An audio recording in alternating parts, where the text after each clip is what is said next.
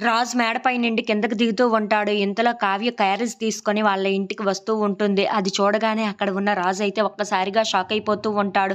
అక్కడ ఉన్న కావ్యని చూసి చాలా కోపంగా తాతయ్య, నాయనమ్మ అని చెప్పేసి అయితే ఇంట్లో ఉన్న వాళ్ళందరినీ పిలుస్తూ ఉంటాడు. ఇంతలో అక్కడ ఉన్న కావ్య అయితే చాలా కంగారు పడిపోతూ ఉంటుంది. ఏంటి ఈవిడ క్యారేజీలు తీసుకొని ఇంటికి వస్తుంది, ఏమైనా సిగ్గు ఉందా లేదా, ఇంట్లో నుండి గెంటేసిన వాళ్ళని మళ్ళీ ఇంట్లోకి రావడానికి సిగ్గుగా లేనట్టు ఉంది అని చెప్పేసి అయితే అంటూ ఉంటారు. ఆ మాటలు వినగానే అక్కడ ఉన్న వాళ్ళ తాతయ్య, నానమ్మ అయితే నవ్వుకుంటూ ఏంట్రా ఏమంటున్నావు? తను కూడా ఈ ఇంటి మనిషే కదా! ఈ ఇంట్లో ఉన్న మనిషే కదా! అని చెప్పేసి అయితే అంటూ ఉంటారు.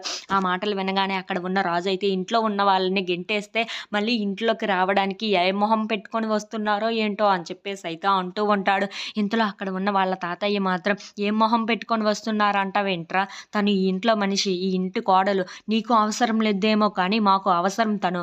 అందుకే ఇక్కడికి వస్తూ ఉంటుంది, వెళ్తూ ఉంటుంది. నువ్వు పంపించేస్తే మాత్రం ఈ ఇంటి కోడలు కాకుండా పోతుందా? అలా ఎప్పటికీ జరగదు అని చెప్పేసి అయితే అంటూ ఉంటారు. ఆ మాటలు వినగానే అక్కడ ఉన్న రాజు మాత్రం చాలా కోపంగా కావ్యని చూస్తూ ఉండిపోతారు.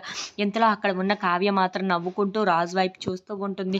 చూడండి తాతయ్య, తను ఎలా నవ్వుతుందో. తను ఈ ఇంటి కోడలు కాదు, ఇక్కడికి రావనవసరం లేదు. నేను గెంటేసిన తర్వాత ఇక్కడికి ఎలా వస్తుంది అని చెప్పేసి అయితే అంటూ ఉంటాడు. అక్కడ ఉన్న వాళ్ళ తాతయ్య మాత్రం నువ్వు ఎక్కువ మాట్లాడుతున్నావు, నోరు మూసుకొని ఉండరా. తను మా కోసం వచ్చింది, మాతో మాట్లాడి వెళ్తుంది. అంతేకాని నీ గురించి ఏమీ అడగదు అని చెప్పేసి అయితే అంటూ ఉంటారు. If you like this video please like, share and subscribe friends.